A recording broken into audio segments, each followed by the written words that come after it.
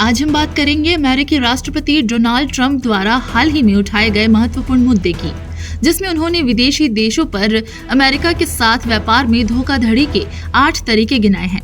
आइए जानते हैं इन 8 आरोपों के बारे में विस्तार से।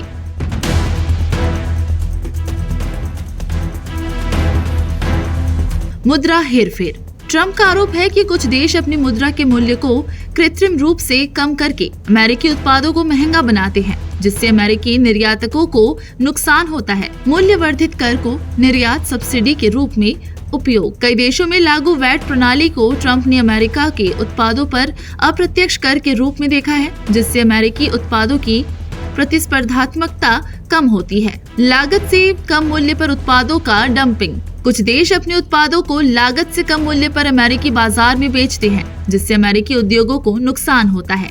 सरकारी सब्सिडी। ट्रंप का कहना है कि विदेशी सरकारें अपने उत्पादकों को सब्सिडी देती है, जिससे वे अमेरिकी बाजार में सस्ते उत्पाद बेच सकते हैं। कृषि मानकों की सुरक्षा। कुछ देशों के कृषि मानक अमेरिकी उत्पादों के लिए बाधा बनते हैं, जैसे कि यूरोपीय संघ द्वारा जेनेटिकली इंजीनियर्ड मकई पर प्रतिबंध। तकनीकी मानकों की सुरक्षा। ट्रंप ने जापान के बॉलिंग बॉल टेस्ट का उदाहरण दिया, जिसमें अमेरिकी कारों पर कठोर परीक्षण लागू किए जाते हैं, जिससे उनके प्रवेश में बाधा आती है। नकली उत्पाद और बौद्धिक संपदा की चोरी।